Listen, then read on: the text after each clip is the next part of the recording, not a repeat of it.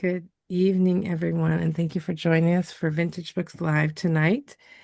I am very excited to talk about the anthology. Now I have a ray gun, ho ho ho, which I adore the title, and I want a ray gun for Christmas. I mean, who doesn't want a ray gun for Christmas? I don't know that I want a real one, but I want a cool looking pretend one.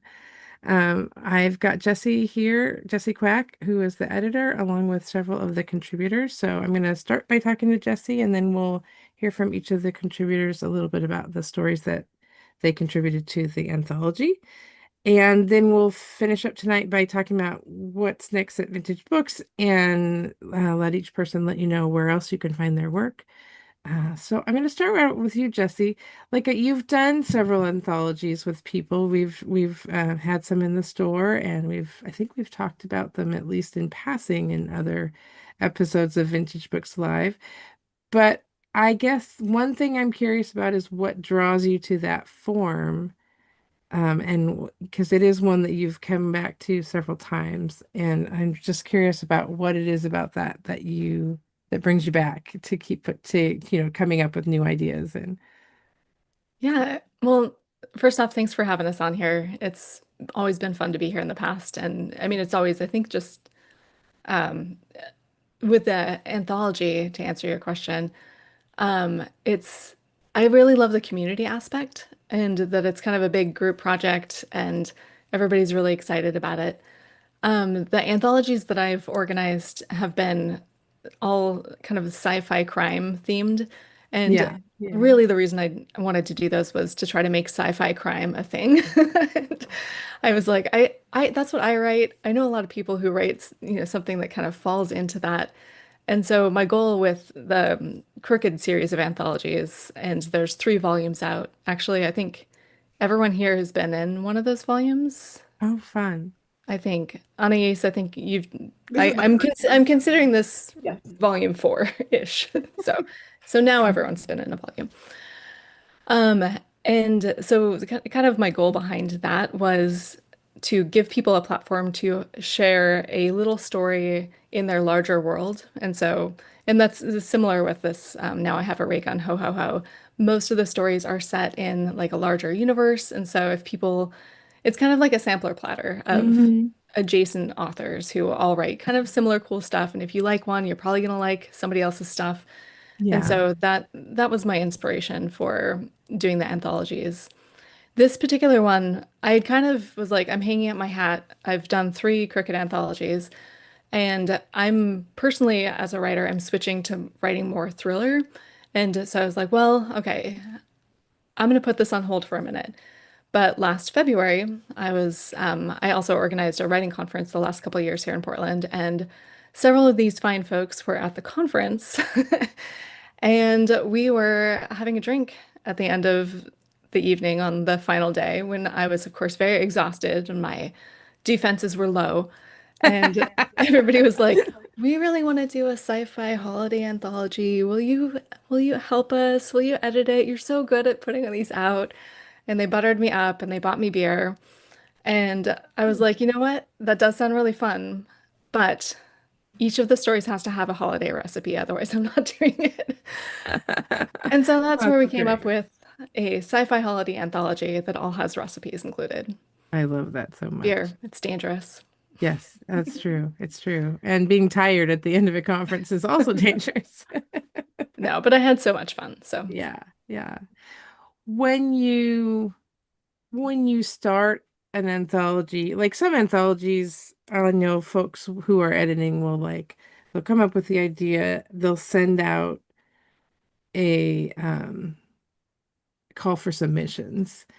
And that's a different process in a way, I think, than if you're like sitting around with your friends and you're like, we really should do another one. How is it different? I mean, besides the obvious, when you're editing a group of people that you've worked with before, as opposed to bringing in new work.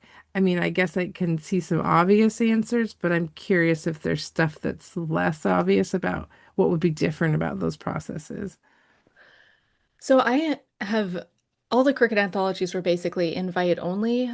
There was only like 1 or 2 people who had somehow heard about it and sent in stories, and they were great. So I was pretty excited about that. But I have not done where I've put out Okay. just a Yeah. general call Yeah. for submissions and then solicited a bunch of stories and then had to read through the slush pile. I've been kind of on the sidelines involved with projects like that, like Mark Teppo, who I'm sure you know, who Yeah. or Yeah. does a lot of anthologies that I have been in. Um, I know, like I've kind of helped him a little bit with some of his smaller projects. Um, but yeah, it's a very different thing to be like, oh, now I have to say no to people and I have to choose the best Yeah. Yeah. ones. And that's kind of why with all of these, I was like, I'm just going to pick people that I know are awesome and write well. Yeah. Yeah. And I know Yeah, that whatever they because send that me is is going to be good. hard. Yeah. Yeah. No, I mean, I experience that even at the store when people send in like self-pubbed or independently pubbed work, and I have to kind of evaluate, is it something that I think the store can sell or not? And it doesn't matter who it is or why I have to say no. It's, yeah, I don't like it. Yeah. So I'm gonna pop over to the different contributors. Heather, you are like on my top line, at least on my display, so I'll start with you. I'm curious, so you well, I guess this is a question for everyone as we go through. I'd love to know, you take that idea that now I have a ray gun, ho ho ho, and you have, you're thinking holiday themed and you're thinking recipes, but you're thinking of them in a context of a world that isn't like ours totally. Like it maybe doesn't celebrate the same holidays or, whatever. It depends on how different, whether it's set in a far future with, humans and whatever, and we still have the same holidays, or maybe you don't have the same holidays. So how do you think about holidays in the context of the worlds that you've created? And then I'm dying to know, like, how do you think of a recipe in terms of sci-fi? Did you feel like you had to like make it a little quirky, or did you just pick something that you thought went with it? So those two questions, just, sharing how you kind of thought about the holiday a theme in the context of the world that you were writing in, which is a world that you'd already been working in. And then also, how did you think about a recipe for that as well? So I started off, I'd been kind of tinkering around with the idea of doing a holiday story set in my world since last year. Every year I do a cookie bake, and I invite some of my friends over, and we all start out with really good intentions about elaborate cookies that we're going to bake, and they're going to be fancy and stuff. And then as we have some glasses of wine, and we've gotten to our sixth or seventh batch of cookies and stuff, like stuff just started like, yeah, that looks good enough, and slap some frosting on it, and it's still going to taste fine.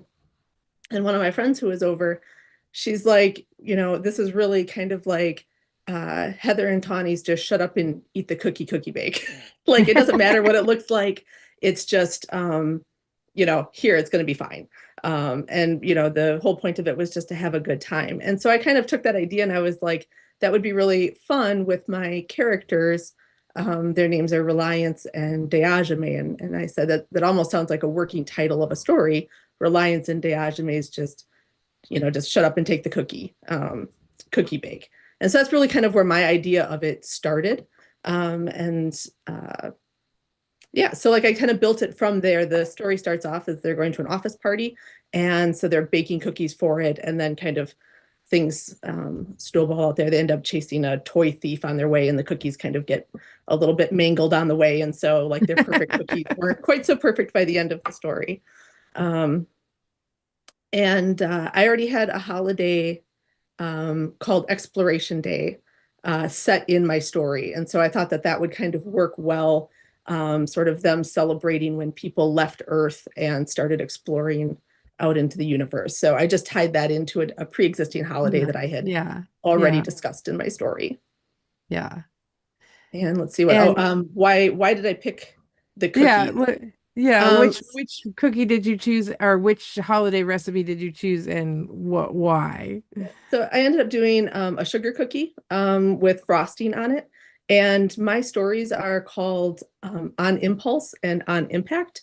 And so I wanted to try to keep a title for the book that was going to be on something that started with an I. And so I went with On Icing. And so I Oh, was able nice. to pick a dessert that had icing with it. So that was where that came from. That's fun. Oh, yay, Audrey, you're back. Sorry. That's Power went okay. out. No, it happens. It totally happens. It's worse when the few times early on when I was doing this, I dropped myself out, and that was bad. But, Kelly, do you want to go next? Sure, I was just Audrey sent me a text, but I'd forgotten to put her name on that contact. So I was like, who is this? Random number from America because I'm in Canada. I was Oh, like, who could I possibly know that oh just dropped out of no. the call? Anyway, hi, I'm Kelly. Right, so I wrote Now what? Freezer Burn. I love the title. Yeah, that was not the original title. I think initially I was joking when everyone came up with the title of the anthology. I was joking that my story would just be called Ho, but it went a different way, so alas. All right. I have two recipes because I felt that one got a little too complicated and people might not be able to do it as easily as the other one. And then the story veered and definitely needed chocolate. So the easy one is turmeric hot chocolate, which I attempted to make tonight, only to discover that someone, possibly myself, had plundered my hot chocolate supply. So I only Oh had this little no. teeny little bit, um, which does kind of go in line with the story because there's a kind of a shadow demon that loves to steal chocolate. The other recipe is fur-tipped ice cream. And I got that idea, must have been 6 or 7 years ago. I was at a farmer's market here, and there was a lady selling fur-tipped jelly. And I never heard about it, but Yeah. apparently the portagers would make it to not have scurvy when they came across. And then for some more inspiration, a local ice cream shop started selling fur-tipped ice cream. And I was like, oh, how handy. Anyway, Interesting. So yeah. how did you think of fitting the story into the world that you've already created? Is it a world that it kind of just worked because there's humans in the world and already Mhm. celebrating these holidays, or did you have to think about it a little bit more abstractly? It's a world that's very Firefly-like. There's a lot of humans around, and they've kind of dispersed across just one solar system in this setting. Uh, and the main character, Sujin, and her very small motley crew go around doing a lot of odd jobs.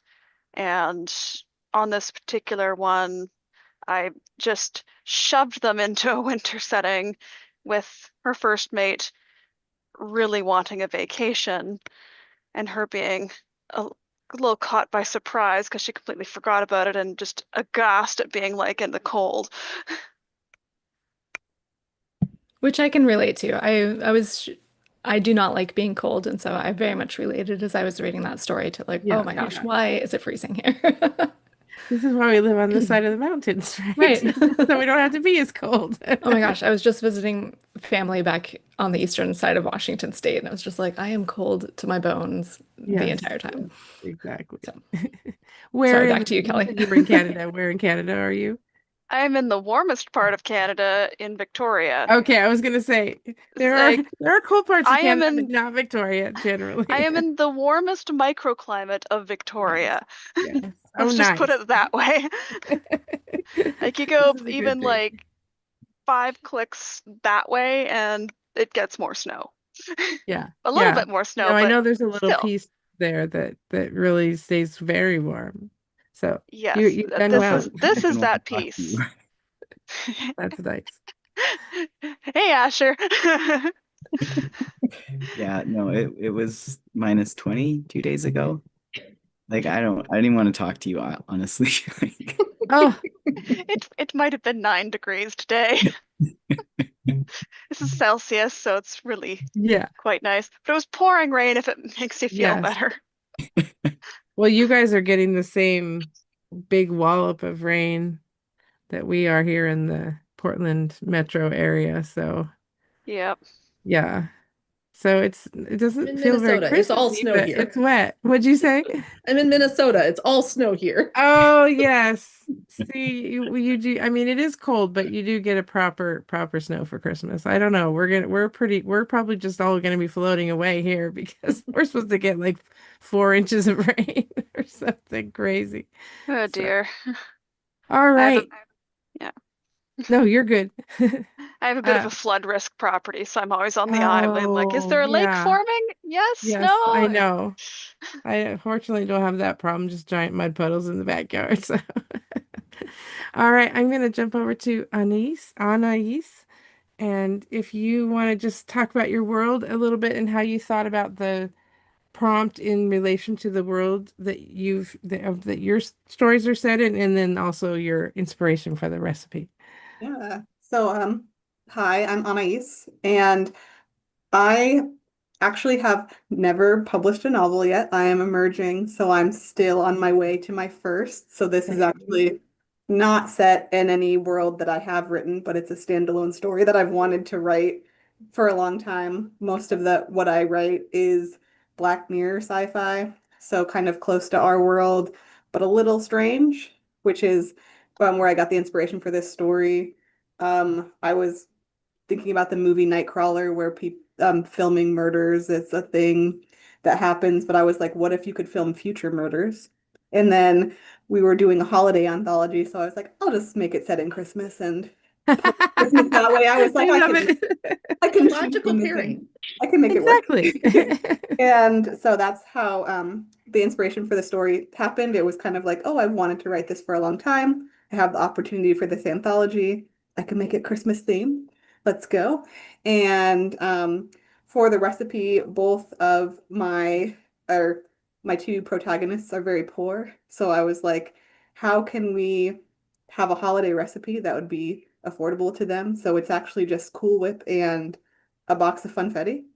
And so it's funfetti dip, and you can pair it with really anything. I found this recipe on Pinterest. Oh my gosh, probably 15 years ago now, and it's always a hit at parties when I do make it. So you can do it with any kind of boxed cake mix plus Cool Whip, and it's literally just two steps. Little yogurt if you want, whip it together. Real easy, just chill it for an hour and you're good to go. So, Oh, interesting. Well, yeah. that's really fun. And I do like the idea of it being accessible, like having having to okay, this is what happens when the idea pops into your head, but the words don't come right away either. And they all crowd into the pipeline. And you're like, that doesn't make any sense.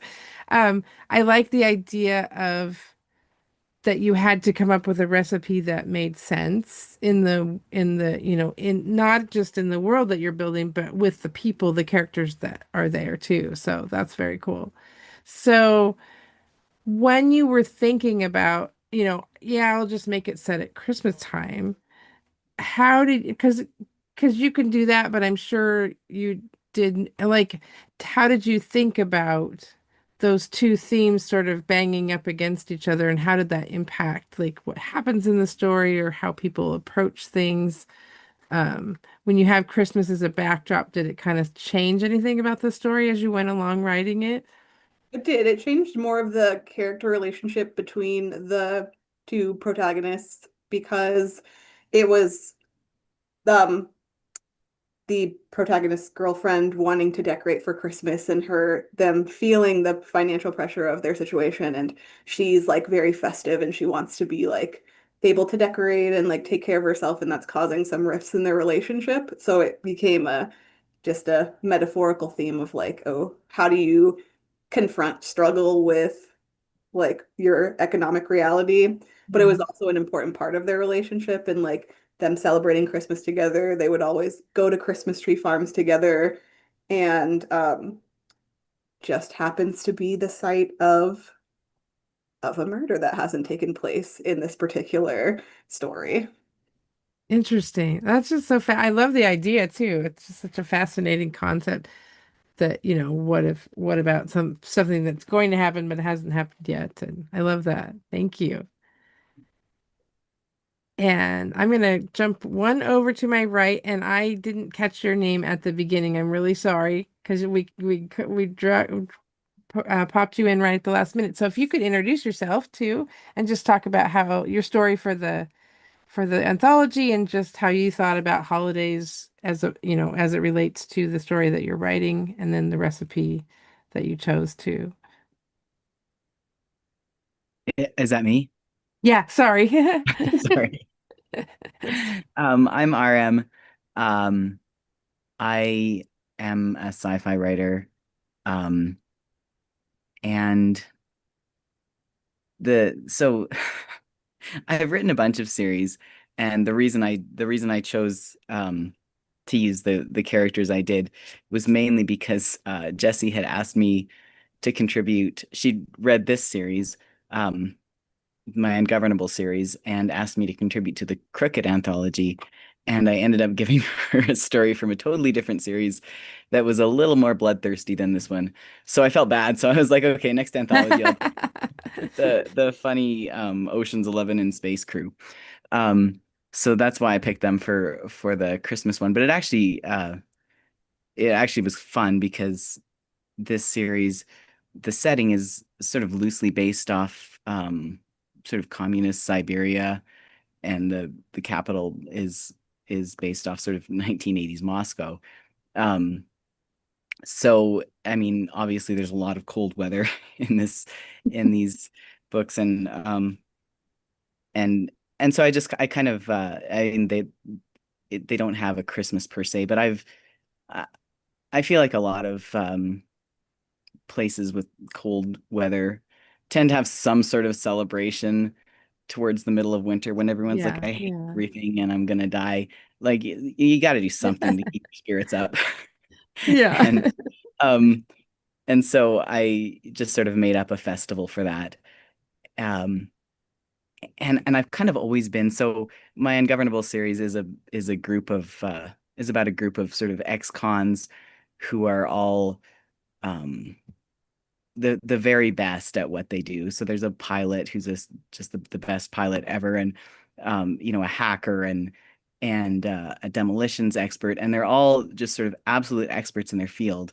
And I've always been a huge sucker for the trope of a whole bunch of super overpowered characters trying to do this very simple task and really struggling in ways that they probably shouldn't. Um, so I thought it would be really fun to put my sort of elite team, uh, heist masters, going out to get Christmas cookies for the kids. So that really is what this is about. And the biggest struggle I had was I had to pick a recipe that would be easy-ish to make. And actually, these are super easy to make. They're just little mushroom cookies. They're adorable. They're a Russian cookie because obviously this is a very Russian inspired world. Um, and they're super simple to make. And so I had to come up with a reason why this, team of experts couldn't just bake their own. And the reason is that they just at the end there's sort of a throwaway line where one of them is like, if any of us knew how to bake, we could have saved ourselves a huge headache. Um, and so that's kind of how I dealt with it. Yeah. But yeah, so that was kind of the inspiration for this, and the cookies. I hadn't actually made them. I wanted to do some sort of Russian dessert, and obviously it was like vodka and potatoes, but I mean they had to get it for the kids, so they're not going to get vodka for the kids. So I had to come up with something else. I mean, you never Um, know, but I mean, they could have. Um, But in this, I looked around for some recipes and I found this one and then I made it and I fell in love with it. It was really fun. And actually, like I said, I have like 3 pans of the cookies in my kitchen right now waiting to be iced. Oh, Um, nice. I I well guess we my know where we're going after. right well I live unfortunately not in the warm part of Canada and it's been snowing for like 2 weeks and my neighbors are super sweet and they keep shoveling my driveway before I wake up. And so I feel obliged to bring baked goods on Oh, a that regular seems fair. basis. What part of Canada are you in? Alberta. Okay, that is definitely not the warm part of Canada. No, no, it's sadly It's fun. not. I didn't know because I hadn't gotten a chance to talk to Jesse beforehand because of being out sick. I didn't know who would be here and where you all were from, so that's pretty exciting. I'm gonna jump down. Thank you, RM. I'm gonna jump down to Audrey. Before we start with Audrey, though, I was just gonna say, like, if you guys, I know because we didn't talk ahead of time about like picking a passage from the story that you want to read. I don't want to put anybody on the spot and make you feel pressured to pick something. But if it's not, if you want to read, I would love to have a couple people read, a small portion of the story. So if anybody wants to grab it and do that, that would be fun. But first, we'll jump down to Audrey and chat with Audrey about her story. Um, and yeah, same thing. Just like how did you think about, a holiday theme story in the world that you were going to write in, and then like, relating that to how did you choose a recipe? Okay. Well, and I'm also reporting in from probably the warmest spot. I'm down in the Sonoran Desert of Arizona. Oh, So, wow. Yeah. we routinely have our doors and windows open this time of year. So I feel empathy for all those in snow country. Um, so in my series, it's set in a future Earth reality. And ironically, I Christmas is kind of a big deal for my main character. I've made a point of that, and which turned out to be both a blessing and a curse. Because in the main series, when Christmas occurs, that had already been covered in the series, so that wasn't an option for me. So I knew I was going to have to do a prequel, but I'd already written a pivotal prequel for her 2 years ago. And so when this opportunity came up, I was a little challenged to figure out like what Christmas story I was going to tell for her that would work, but I came up with one. And so my main character, Aurora, she's on her first um, ship that she's been posted to. And it just so happens that that ship is next to one of the alien races that I have in my series called the Craad. And so, as part of that first Christmas, she gets a visit from the alien race on her ship because she's good friends with one of the Craad who's also serving on the ship. Um, so that was kind of the inspiration for them getting together. And so my recipe tied in by being a recipe that the alien race brought to them to part of the celebration. So I have this alcoholic drink that I've made a point of. It's called Tenrebec that Aurora loves and gets really tipsy really fast because it's a very, very strong alcohol drink. So for my recipe, I decided, okay, they don't want to get her drunk when she's on the ship because, she's serving on the ship and you don't really want her like flat out drunk. So they came up with a way to adapt the recipe so it's now no longer alcoholic. It doesn't have the same effect. So it has all the flavor, but because of the added ingredients, which are all from alien plants, then it's a non-alcoholic version. So that's how it works into the story. And then the recipe that's in the book, I also did a translated version, which unfortunately is alcoholic. So I warn people, since you can't get the materials from Drakkar that would actually make the recipe in the book. Here's the earth-based version, but be warned that it is alcoholic. So it's basically a take on mulled wine is what the That's end very result fun. is. So did anybody have a passage they want to read? That would be fun if anybody's got any. I wanted to jump in real quick Oh, sure, before please. if somebody did want to jump read, but I just wanted to say to Audrey's point about having a drink, um, you can make an entire meal from this book. There Yeah. are Oh, fun. drinks, there's desserts, there's appetizers, there's main courses, like, and that wasn't really planned. Just people turned in Yeah, just recipes, and as I happened. was going through, I was like, What a wonderful holiday meal!" That's very fun. So That's very cool. sweet and savory, all sorts of good stuff. That's really neat. Excited to Aw, join. who is Oh, this? this is Mew. Oh, we are very partial to black cats in our house, so we have three. And how many cats do you have at the bookshop? We have two at the bookshop. Okay. Maisie, who's been there. Oh, Here. somebody asked me that when we were doing our little Maisie spills the beans post the other day. Um, and I think she's seven-ish. She predates me, but I'm not sure by how many years.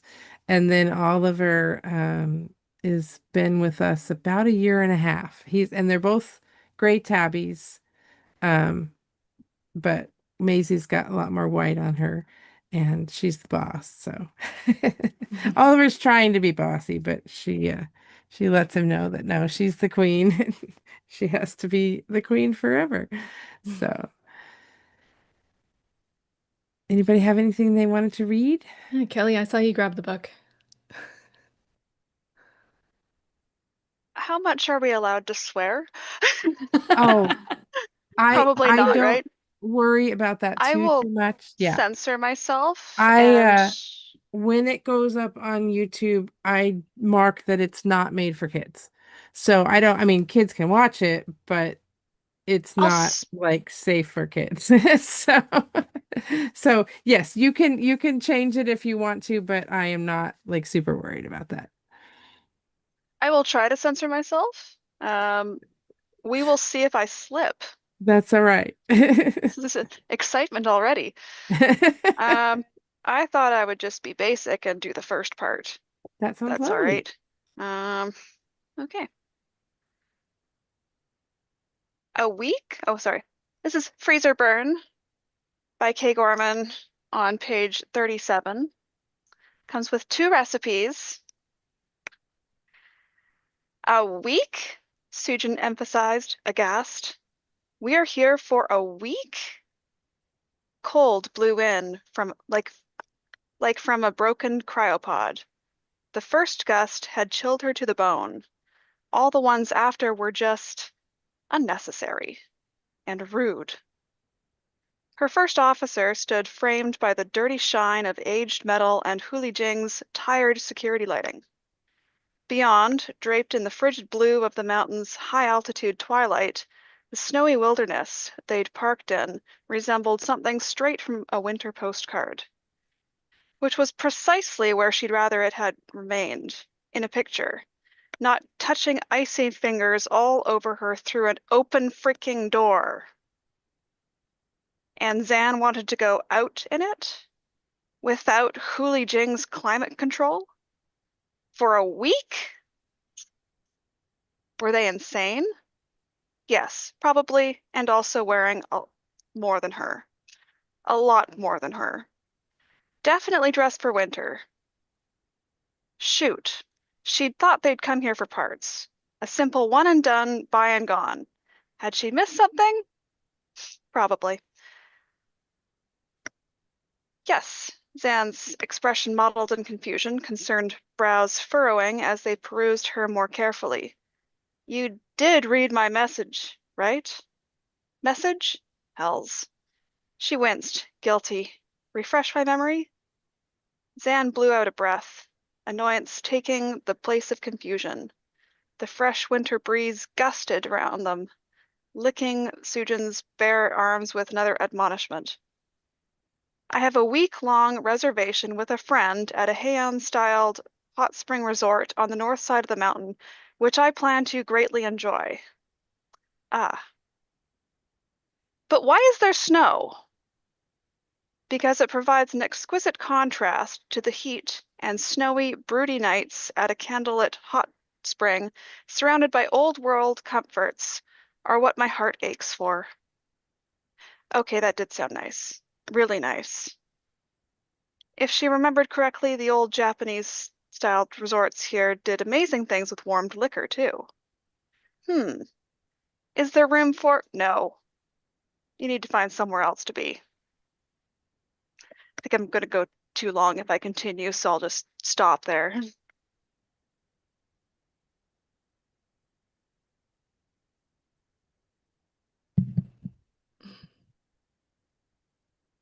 Have to do that at least once every interview. What made you choose the setting? Like, what was the inspiration for the setting?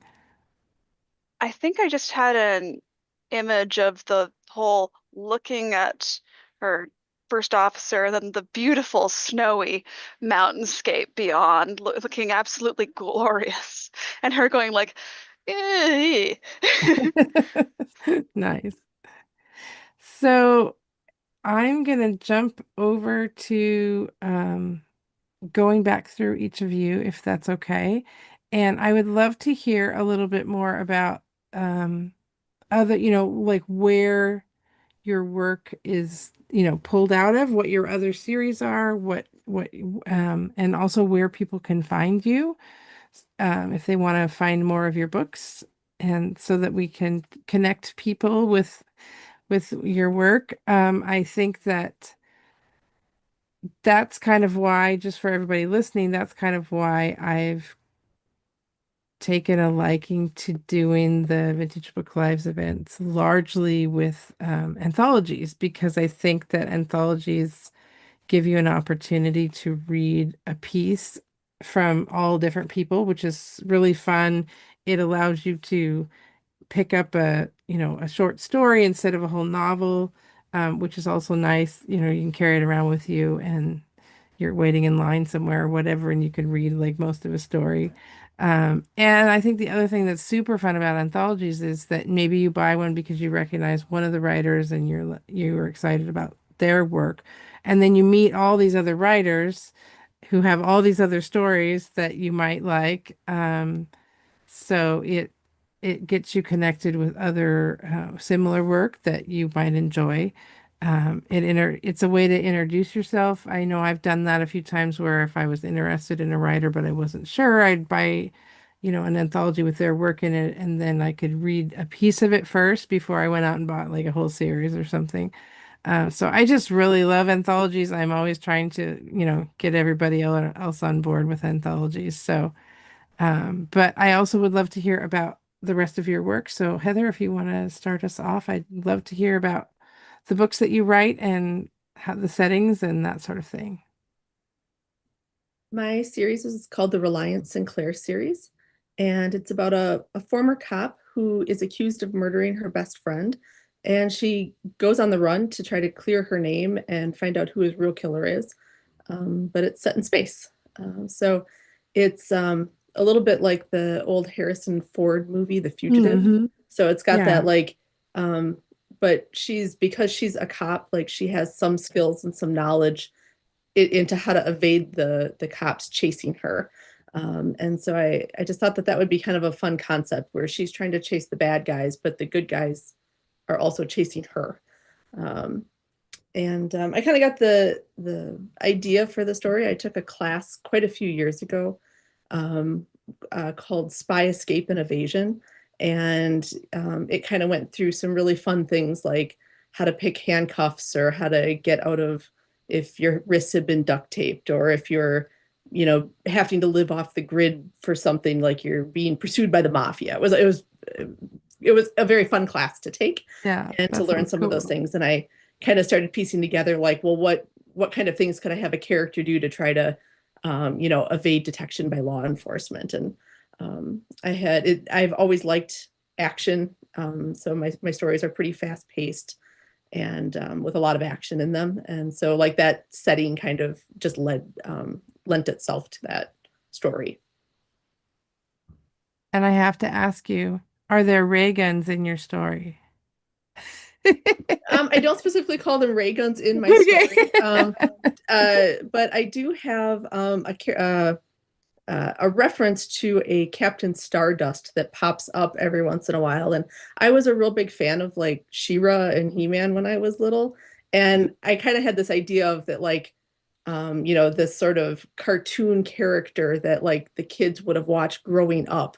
And it would be Captain Stardust out in the galaxy, chasing down criminals and space pirates and stuff. And she would have a ray gun, and kind of set in That's that great. kind I of love it. fantastical world. So that's kind of where Raygun comes into play Yeah, in my yeah, story. that's fun. And pop down to Kelly. Can you tell us I'm assuming that some of the books over your shoulder there are some of yours, and I'd love to hear about them. Well, a lot of them do contain Sujin. So the protagonist of this story, you can find her in Tall Order, a nice big thick book. Blood Moon, another big thick book. Heretic's Path. That's like her feature-length movie series, but she's also in the original Your Enemy Code series. Just gonna break everything while I do that. So I'm just got this nice stack here. So you can get like about a little over a foot of Sujin. Nice. I can't quite reach the Crooked Anthology up there, but That's okay. That's get, okay. We've got that one in maybe, the store. yeah. She didn't start as a protagonist, so in Your Enemy Code, she was probably just stealing the entire show the entire time. And then she got her own series. Yeah, they're both very Firefly-like, although one is considerably more sweary than the other one. And I forgot to ask Heather this, so I'll pop back to you in a minute. Is there a place where, like, if you prefer a website or if you prefer like Instagram or TikTok or wherever, where's the best place for people to find you? Yeah, sorry, I forgot to include that. I have heathertexel.com. We'll kind of show you where everything is, but I'm Heather Texel on Facebook, Instagram, Twitter, Threads, like all the socials. Okay. Okay. And then back down to you, Kelly. Is there a way people can find you? Yep, at kgorman.ca. It's my website. I'm also on Facebook, Instagram, Threads, and on and off TikTok as time permits. Yeah. And the books are available in paperback, ebook, audio, and you can get a free one on my website. All right. Yay. Free is always good. And I know you said you said that you don't have a novel out. Is this so I will ask, what are you working on one that you can talk about at all yet? I know sometimes if you're pre enough, you can't talk about it yet, and I totally get that. Or if you've got short stories in other places. Yeah, so I can definitely talk about it because just because it's not published doesn't mean I haven't been working on it for almost 10 years, you Yeah. know? The first one usually takes quite a while. Yeah. And so the novel that I'm working on is called Facade, and it's set in a far future Earth where climate change has forced everyone to move into one giant city. But the because we're so, I guess, enamored with technology, we kind of have forgotten our history and not even realized it because we don't print anything physically and we don't have anything tangible in the world. And so that novel talks about what happens if someone gets unplugged from that grid. How does that affect their lives? And I'm in the middle of a kind of a page one rewrite of it, so I don't really know where it's going. Yeah. Yeah. But with the AI, I wrote it before started writing it before like ChatGPT and any of the big Yeah. AI surges of today. And that's what inspired me to page one rewrite it because I want to do it as almost sort of an experimental piece Yeah. Yeah. where for the pieces that were supposed to be written by AI, I'm like, oh, now we have the tools to actually do that in Oh, sort of interesting. a Yeah. weird, I don't know. That's super cool. Yeah. No, Yeah. it is interesting to have that as an option. So, well, No. now you have to finish it because now we want to read Oh, yeah. So it. I actually I started a Substack. It's off again, on again. Mostly been off again this year because it's been quite a year. Yes, But it is. yes. And so it's a Webster writer at Substack is where you can find it. And I have kind of my process as I've been going along Okay, this page one rewrite. So perfect. yeah. Thank you. And then jumping over to RM, is there, if you want to share other stuff that you have out there and where we can find you? Yeah, so I've got 2 completed sci-fi series and then 2 that are in the works. The one that's got the same crew as in this anthology is The Ungovernable, and it's sort of Firefly meets Ocean's 11, just a bunch of space crime and sort of a motley crew. The second one is a First Contact series. I kind of pitch it as sort of The Expanse meets Steve Irwin's Crocodile Hunter. Um, That it's is a a first very contact. One good of the main pitch. it's fun. One of the main characters is a xenobiologist who's very enthusiastic about his work. So it was a lot of fun to write. And then the 2 series I'm working on now are they're both set in the same world, which is not the same as the other 2. Um, and they're one of them is sort of like Master and Commander, Horatio Hornblower, um, and that and Treasure Island in space. Um, just because I grew up loving the British Navy. Yeah. I was a weird kid, but I was so obsessed over like the Napoleonic Wars and like the Age of Sail. It was like my favorite thing. I used to make my brothers eat hardtack and drink lemon juice every morning to prevent scurvy. Um, so this is sort of a dream come true series for Yeah. me. It's sort of it's sort of pirates and also the sort of British Navy in the Age of Sail, but in space. And that one is called The Devil in the Dark. And then a related series, which is also set in the same world, but set a few years earlier, is The Dark Between Stars, and it's space horror. Um, and that one is a lot of fun because in this particular world, there's space ghosts. If you travel faster than light, and you've had a certain amount of trauma in your background, you can turn into a ghost when you die, and they're sort of horrific. Like they just kill anything that is around them. They're not sort of conscious. Um, and so I was like, well, definitely I could do a horror series in this world. So that's my other series Interesting. that I'm currently working on. And yeah, I'm having a lot of fun with both of them. It's sort of Doctors Without Borders in space, and so this group of doctors goes to these different planets, and they have to figure out what's going on before whatever it is kills them. And I think the easiest way to find is just on my website, rmolson.com. And that's you can find all the series there. I don't there's sometimes a bit of a lag because I might put out a book and then forget to update my website for a couple weeks, but you can get everything. You can figure out Yeah, no, everything that's perfect. I and just want find all the people to be able series.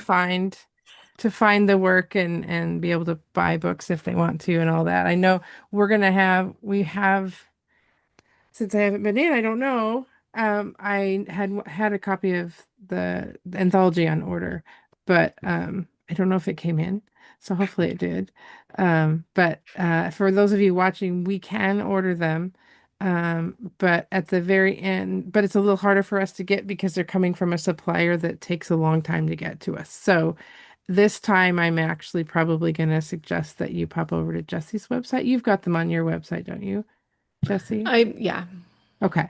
So like we'd love to have you order them from the store, but if you don't want to wait 3 weeks, we'll send you to Jessie. So when after Audrey's done and when we're closing out tonight, I'll have Jessie give her information of where you can get them quicker if you want to get one right away. So, but first I'm going to jump down to Audrey.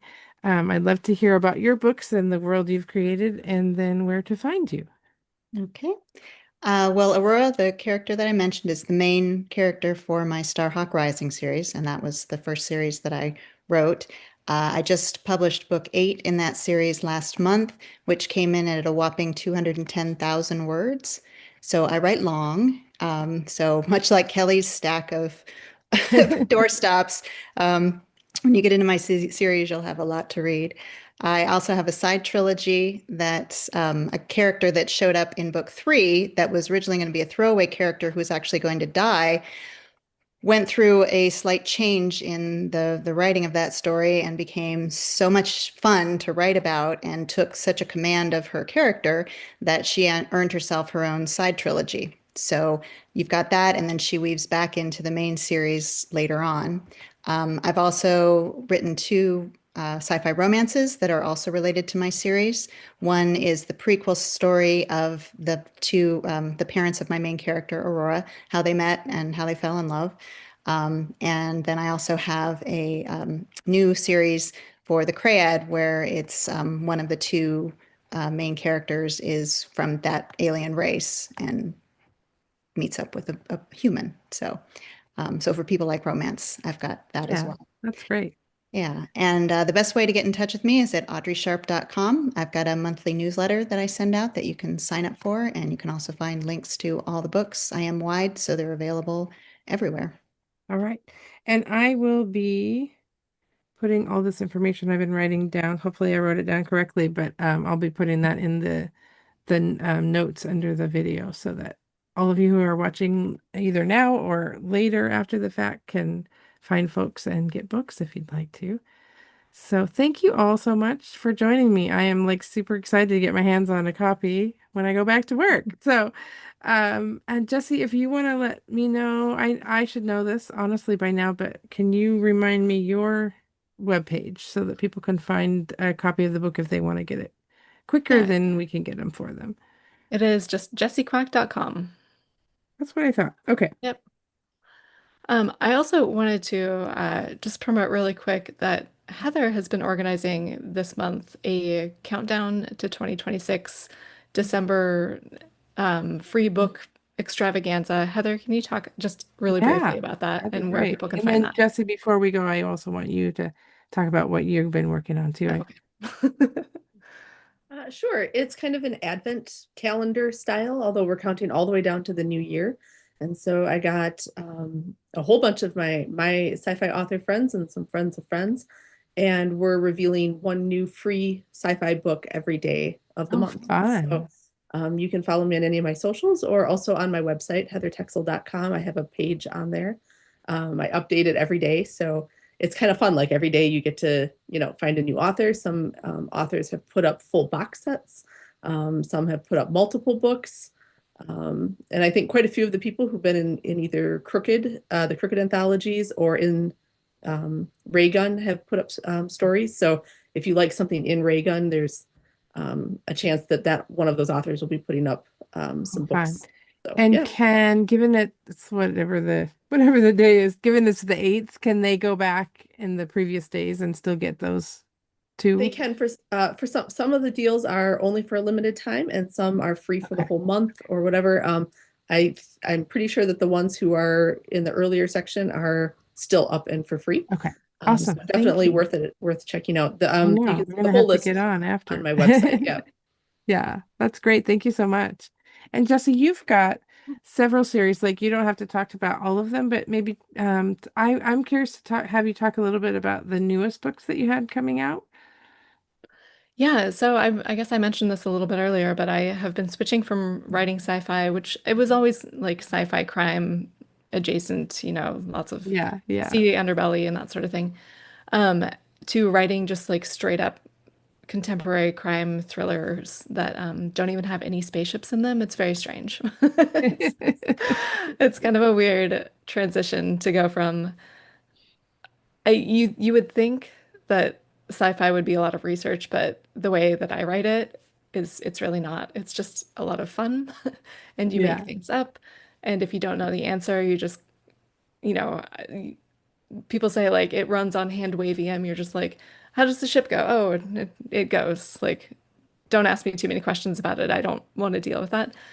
But all of a sudden, I'm writing things that are like set in the real world with like fact checkable places. And you can,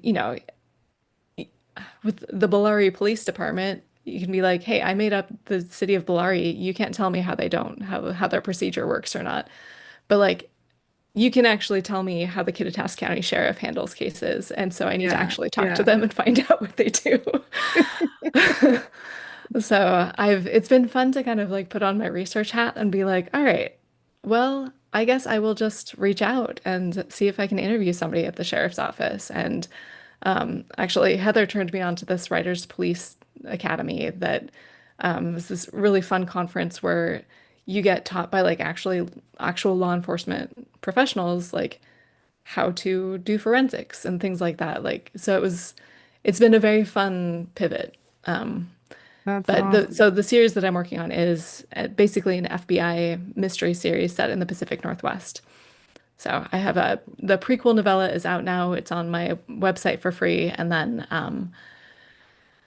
I had been telling people that book one would be out this fall, but it's clearly not. So who That's knows? fair. Yeah, it Life. happens. It's been a year. Yes, it has. And then am I gonna get, I hope I'm gonna get this right because I'm pulling this out of my head. Is it the Bellari saga that we have in the store? I think it is. The Nancy Chronicles, I think Yeah. is what you Oh, found. Nancy. Yeah. Okay. So Hmm. yeah, it just so you know, if you're interested in Jesse's crime and space novels, we have Oh, the we have the entire Nancy series in the store right now. So you can pick those up. And yeah, so I am going to jump back over to um, our next couple weeks in the store. This is this event this week and the event last week were kind of like our big holiday. Let's do something fun with authors events, and we're going to be a little quieter leading up to the holiday because things are going to be crazy in the store. But we are having a couple of community giving drives going on in the store. One is for Santa's Posse, and they bring children's books to um, it's for the sheriff's department's program to bring books and toys to kids who've been through some traumatic events, and so we are gathering children's books for that drive. So if you want to bring children's books to the store and donate them, that would be lovely. The other big drive that we have going on in the store is for our local elementary school, which is Marshall Elementary, and then McLaughlin Middle School. Both of those are the ones right next to the store that serve the area right around the store. We're doing a hats, gloves, hygiene items, non-perishable foods, grocery gift cards, and there's a post that I reposted tonight to our stories and Instagram or Facebook. Gives all the gives them all the details. But you can bring stuff to the store. We've got a little box going, all decorated, so please feel free to bring stuff for that. We love to work with our local schools to bring stuff that's going to help families in the area. And I just want to say thank you all again so much for being here. This was really fun. I'm looking forward to getting my hands on the book. And thank you for being here tonight. yeah. Thank you for having us. This is Yeah. really great. Thank Have a you. good night, everybody. Thank you. All right. And have a